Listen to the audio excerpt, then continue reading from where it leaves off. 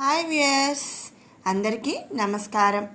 ఈ రోజు నుంచే చాతుర్మాస్య వ్రతం ఆరంభమవుతుంది. అసలు చాతుర్మాస్య వ్రతం అంటే ఏమిటి, ఇది ఎప్పుడు చేస్తాము, మరి ఈ చాతుర్మాసంలో ఏ ఏ పనులు చేయాలి ఏమిటి అనేది మనం ఈ వీడియోలో తెలుసుకుందాము. ఎవరు కూడా వీడియోని స్కిప్ చేయకుండా ఆఖరి వరకు కూడా చూడండి. ఎన్నో మంచి విషయాలైతే మనం తెలుసుకోబోతున్నాం. చాతుర్మాస్య వ్రతం మన హిందూ పంచాంగం ప్రకారం ప్రతి ఏడాది కూడా ఆషాఢమాస శుక్లపక్షంలోని ఏకాదశి తిథిలో చాతుర్మాస్య వ్రతం ప్రారంభమవుతుంది. ఈ సమయంలో శ్రీ మహావిష్ణువు యోగ నిద్రలోకి వెళ్తాడనమాట. ఈ కాలంలో శుభకార్యాలను వాయిదా వేస్తారు. ఈ నేపథ్యంలో మరి ఈ 2025 సంవత్సరం జూలై 6వ తేదీన ఆదివారం నాడు ఈ తొలి ఏకాదశి, దీనినే దేవశయన ఏకాదశి అని చెప్పి అంటారు. ఇది జూలై 6వ తారీఖు ప్రారంభమవుతుంది. ఈ రోజు నుంచే చాతుర్మాస వ్రతం కూడా ప్రారంభమవుతుంది. అసలు చాతుర్మాస వ్రతం అంటే ఏమిటి అనేది ఇప్పుడు తెలుసుకుందాము. చాతుర్ మాసం అంటే చతు అంటే నాలుగు మాసం అంటే 4 నెలల పాటు చేసే వ్రతం చాతుర్మాస్య వ్రతం అన్నమాట. శాస్త్రాల ప్రకారం ఈ ఏకాదశి రోజున అంటే మరి తొలి ఏకాదశి దేవశయని ఏకాదశి రోజున మరి శ్రీ మహావిష్ణువు యోగ నిద్రలోకి వెళ్తాడు. ఈ సమయం నుంచి 4 నెలల పాటు శ్రీ మహావిష్ణువు యోగ నిద్రలో ఉంటాడు. దీనినే మరి చాతుర్మాస వ్రతం ప్రారంభించే సమయంగా చెప్తారనమాట. ఇలా శయన ఏకాదశి నాడు నిద్రలోకి వెళ్ళిన శ్రీ మహావిష్ణువు కార్తీక మాసంలో వచ్చే శుక్ల ఏకాదశి, ఉద్దాన ఏకాదశి అంటారు, ఈ రోజున తిరిగి మేల్కొని గరుడ వాహనంపై వచ్చి భక్తులందరికీ దర్శనమిస్తాడని పండితులు చెప్తారు. ఈ 4 నెలలు ఆషాఢం,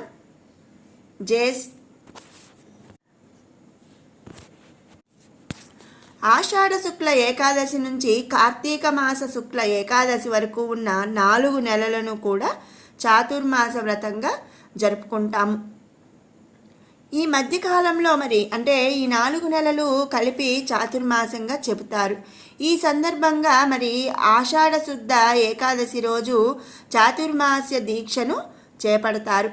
ఈ వ్రతం మరి ఎవరు చేపట్టాలి, ఎవరు చేయాలి, ఈ వ్రత నియమాలు ఏమిటి, ఈ వ్రతం యొక్క విశిష్టత ఏమిటి, ఈ 4 నెలల పాటు ఏ ఏ పనులు చేయాలి, అలాగే వాటితో పాటుగా ఏ పనులు చేయకూడదు అనేవి కూడా మనం ఇప్పుడు తెలుసుకుందాము. చాతుర్మాసం దీక్షను సాధారణంగా ప్రతి ఏడాది కూడా 4 నెలల పాటు జరుపుకుంటారు. ఈ వ్రతాన్ని ఎవరైనా సరే చేయవచ్చు. ఆడవాళ్ళు, మగవాళ్ళు, పిల్లలు, మరి కులమత భేదాలనేవి ఏమీ లేకుండా ఈ వ్రతాన్ని చేసుకోవచ్చు. ఈ వ్రతాన్ని ఆచరించిన వారికి దేవుని అనుగ్రహం ఖచ్చితంగా లభిస్తుంది అని చాలామంది చెబుతారు. అయితే ఈ వ్రతాన్ని 4 నెలలు చేయలేని వాళ్ళు 2 నెలలు చేసుకోవచ్చు. ఇది కూడా సాధ్యం కాని వారు 1 నెల రోజుల పాటు ఈ వ్రతాన్ని ఆచరించవచ్చు. అది కూడా మరి కుదరని వాళ్ళు వచ్చే 5 ఏకాదశుల నాడు కూడా వ్రతం చేస్తే మంచి ఫలితాలు వస్తాయని చెప్పి నమ్ముతారు. అంతేకాదు జాతకంలో ఉండే ఎన్నో దోషాలను కూడా తొలగించి సుఖ సంతోషాలు, ఐశ్వర్యం, ధనలాభం లభిస్తుంది అని చెప్పి భక్తుల ప్రగాఢ నమ్మకం అన్నమాట. ఇక అసలు ఈ చాతుర్మాస దీక్ష ఎందుకు చేయాలి అనే విషయం తెలుసుకుందాం. ఈ 4 నెలల కాలంలో ఆధ్యాత్మిక సాధన కొనసాగిస్తూ మన ఆరోగ్యాన్ని కాపాడుకునేందుకు చాతుర్మాస దీక్షను ఏర్పాటు చేసినట్లు పండితులు చెబుతారు. అంటే ఏంటి అంటే మరి పుణ్యం పురుషార్థం అని అంటాం కదండి. అదేవిధంగా మరి ఈ 4 నెలలు శ్రీ మహావిష్ణువుని ఆరాధించటంతో పుణ్యము వస్తుంది. అలాగే ఈ 4 నెలలు దీక్షను కొనసాగిస్తూ మరి ఆ నియమాలనేవి పాటిస్తూ ఉంటే ఆరోగ్యం కూడా మరి కాపాడుకోవచ్చు అన్నమాట. ఈ వ్రతాన్ని సన్యాసులు 4 నెలల పాటు కఠిన నియమాలు పాటిస్తూ ఒకే చోట దీక్షా వ్రతం ఆచరిస్తారు. ఈ వ్రతాన్ని చేసేవాళ్ళు ప్రతిరోజు కూడా తెల్లవారుజామునే స్నానం చేసి శ్రీ మహావిష్ణువు ఎదుట కూర్చొని పూజలు చేయాలి. ఈ కాలంలో మీరు ఏ పని చేసినా విష్ణు సహస్రనామాన్ని పఠించాలి. భగవద్గీతలోని కొన్ని అధ్యాయాలను, ఇష్టదేవతలకు సంబంధించిన మంత్రాలను కూడా పఠించాలన్నమాట. ఇలా చేయటం వలన ఏమిటి అంటే మరి కాలంలో మనకు గ్రీష్మ ఋతువు పోయి వర్ష ఋతువు అనేది ఇప్పుడు వస్తుంది. మనకు వాతావరణ మార్పులు కలగటం వలన మరి ఈ విధంగా మరి చాతుర్మాస వ్రత దీక్ష చేస్తూ కొన్ని నియమాలను పాటించడంతో ఆరోగ్యం అనేది కాపాడుకునేందుకు కూడా ఉపయోగపడుతుంది. ఇక ఈ చాతుర్మాస వ్రతం చేసేటప్పుడు ఏ ఏ పనులు చేయాలి అనే విషయం ఇప్పుడు తెలుసుకుందాము. చాతుర్మాసంలో భగవంతుడిని భక్తి శ్రద్ధలతో పూజించాలి. ఈ దీక్షను చేపట్టిన వారు బ్రహ్మచార్యాన్ని కొనసాగించాలి. అలాగే నేలపైనే నిద్రించాలి. ఈ కాలంలో మీ సామర్థ్యం మేరకు దాన ధర్మాలు చేయాలి. వాటితో పాటుగా కనకధార స్తోత్రం పఠించాలి. మీ శక్తి సామర్థ్యాల మేరకు వస్త్రదానం, అన్నదానం, దీపదానం, శ్రమదానం వంటివి చేయాలి. ఈ విధంగా మరి చాతుర్మాసంలో మనం చేయాల్సిన పనులన్నమాట.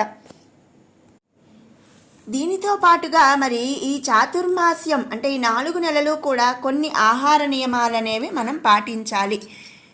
ఈ సమయంలో భక్తులు కొన్ని ఆహార నియమాలు పాటిస్తారు. ఇది వారి ఆధ్యాత్మిక మరియు శారీరక ఆరోగ్యానికి కూడా మంచిది అని చెప్పి నమ్ముతారు.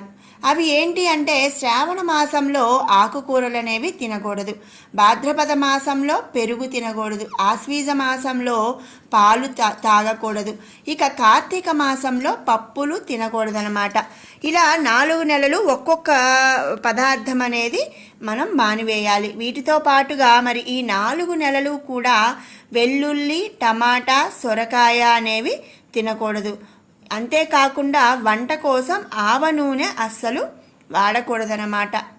ఇలా మరి ఆహార నియమాలను పాటిస్తూ బ్రహ్మచర్యం పాటిస్తూ నేలపైనే నిద్రించి ఒక పూట మాత్రమే భోజనం అనేది చేయాలి.